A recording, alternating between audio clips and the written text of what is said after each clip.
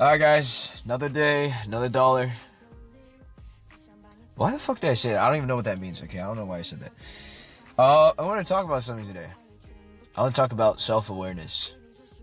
And I kind of hate self-awareness. I kind of hate being self-aware. Okay, hate is kind of a strong word. That's kind of, I actually kind of just use that for a title. I don't actually hate it. But there's a good and a bad to it, right? Because the thing is, if you are self-aware, right, most of the time you recognize, you have the ability to recognize that you have a problem or you're aware of something you're doing, right? Which, theoretically, because you can recognize it, it also gives you the ability to correct it.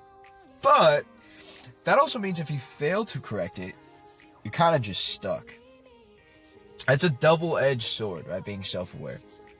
Right, because it makes you aware of your flaws and shortcomings, but also, at the same time, because you can pick up on these patterns and behaviors, it does give you the room to improve as a person, right? Which is a good thing. That is a good thing, right? But at the same time, just in that same vein, it can also be another avenue to open up, additional excessive overthinking, a sort of rumination over things, right? Every little thing, every dumb decision, everything that you do just becomes that much more magnified. And once you start to notice these things about yourself, it's really not something you can just turn off, right? There's no off switch where you can just hide from self-awareness. Well, once the switch is on, right? And it doesn't care about timing, right? Self-awareness doesn't care. It'll hit you. It'll hit you in those moments where, let's say you're just lying in bed after a day of work, after a shower, after working out, and you're just staring at the ceiling. You're wondering what the fuck is wrong with you. And the thing is, once you become self-aware, right, it isn't really optional. It'll just always be there. It'll always just be present. And doubly more so if you're also self-aware and also more aware of others. That kind of becomes double torture.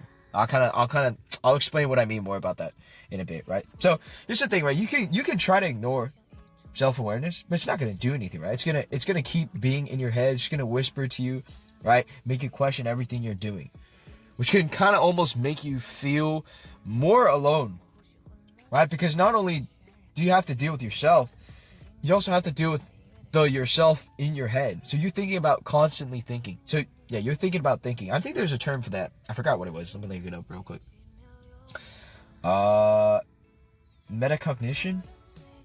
I don't know if that's a term I'm looking for. Maybe. Right? But in any case. So it makes you feel responsible for yourself and all your actions, your behaviors, and all your mistakes. Which is, don't get me wrong, it is a good thing, right? It is a great thing, right? It is a very important trait to have because it allows for growth, right? But you can't just not be self-aware. You need that present in your life. You need that sort of characteristic, right? People that aren't self-aware, we call those people generally like assholes, right? They're probably just like a dick about things a lot of times. Or they're just clueless, right? You need an element of self-awareness. But the thing is, the responsibility that you feel for yourself, it can be very heavy, right? It can make you start to question sort of everything you do. Like you start to see how much of your day or your week or your life you've been half-assing, right? And once you start to see these things, it's hard to pretend anymore. You can't pretend anymore, if that makes sense. I don't know if that makes sense. And you have to do something about it. You have to change. The first step, right, is identifying you have a problem. That is the first step. But it only goes so far unless you actually work to improve that quality. Which a lot of times, off topic, here's another thing. A lot of us people, we often have a tendency to misdiagnose what the actual problem is. Like, for example, we'll look at a surface level problem we think we have, and we'll point to it and say, hey, here's my problem. I got to just eliminate this to fix my problem. And once I stop doing that, I don't have a problem anymore. When probably reality is there probably was a more deeper underlying problem for why that problem you diagnosed even exists in the first place. But that's a whole nother conversation. I digress, right? So self-awareness forces you to look yourself in the mirror, right? And confront your problems, which can be pretty intimidating, right? You can try to hide from it, be a room dweller or whatever and just sort of rot away. But that's really only delaying the inevitable, and it doesn't do anything for you, doesn't do anything good, right? And it is kind of torture. Like, because once you start to become self-aware, if you make those same mistakes again and again, it'll make you regret it that much more. So it just kind of, it really forces you to examine, like, yourself. It forces you to look at yourself, right? It is good. Again, it's like, it's not a bad thing, right? Because I say like hate. I don't hate it, right? It's just heavy, right? It is a good thing to be self-aware, but again, it forces you to do something about it, because now you can't just let it be, right? You have to be responsible and accountable for your own life and decisions, right? Objectively, it's a great thing, right? Because that torture can be what saves you. All that shit is what actually gives you the potential to improve as a person, to grow, to change, right? And that's what things are all about. Because when you look in the mirror, it isn't just mistakes and flaws you see. I mean, sure, you see a lot of that. And also, depending on your state of mind, it is possible to sort of almost be too harsh on yourself and not give yourself the fair criticism.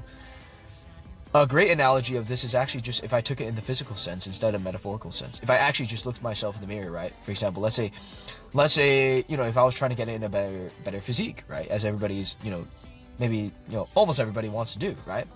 And, you look yourself in the mirror, and naturally you will be more harsh towards yourself versus how you would be towards other people, right? Because it's you. You hold yourself to a different standard, and that's just naturally how things are, right? But it also, again, like I said, it's the potential you envision in your mind for what you can actually be. When you look in the mirror, not only do you see the flaws, yes, you see the flaws, and sometimes, yes, you see the flaws more than the actual potential, but also you're able to see the potential. You're able to see what can be. And that's the same thing, right, in the metaphorical sense, right? When you're self-aware of yourself, well, that was kind of a redundant sense, self-aware of yourself. Okay. But anyways, right? When you're self-aware, you start to see those things, right? And that can be pretty cool. But like I said, putting it into action is the difficult part, right? It forces honesty and action, and it doesn't really matter if you like it or not. It's just gonna be there, right? Like I said, self-awareness doesn't care about the timing, the place, right? It's just gonna be there. Once you start noticing those patterns of things you want to stop, things you want to keep, right? Those sort of things, you can no longer stop pretending, right?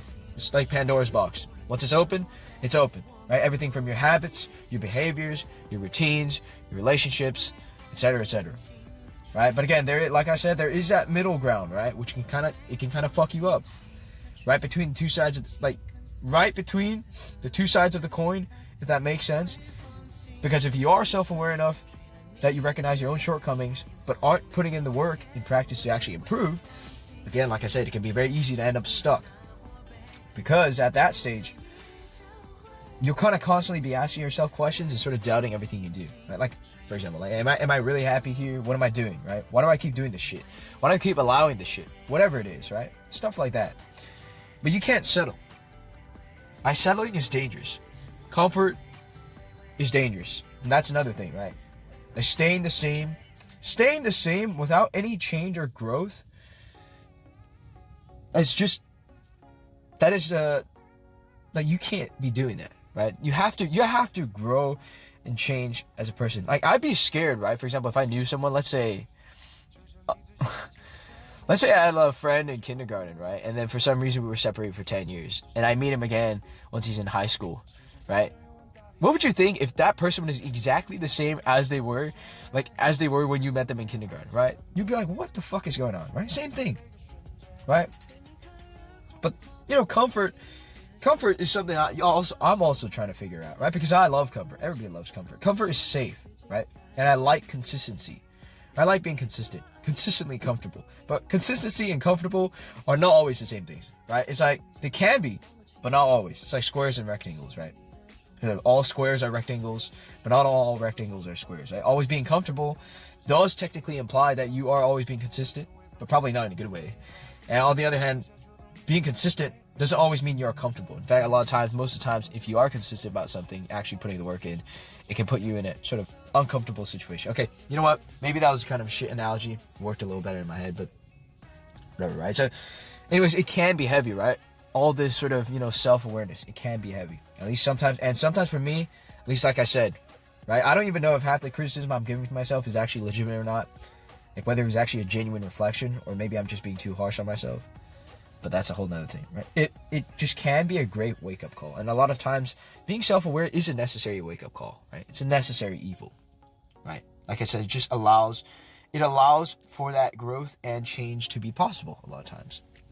And it can be worth it. You just actually have to do something about it, right? It's freeing, but only if you actually take the steps to actually grow and improve. And later down the line, right, you're going to look back and think to yourself, holy shit, that sucked. I sucked. But at the same time, I definitely became better of it. Better because of it. And that's really all that matters in the end, right? Because life's too short to be on some bullshit. You know, change can be uncomfortable sometimes, but it is a necessary thing. All right, so that's self-awareness. I don't hate it. It's a good thing. It's a bad thing. Take it as you will.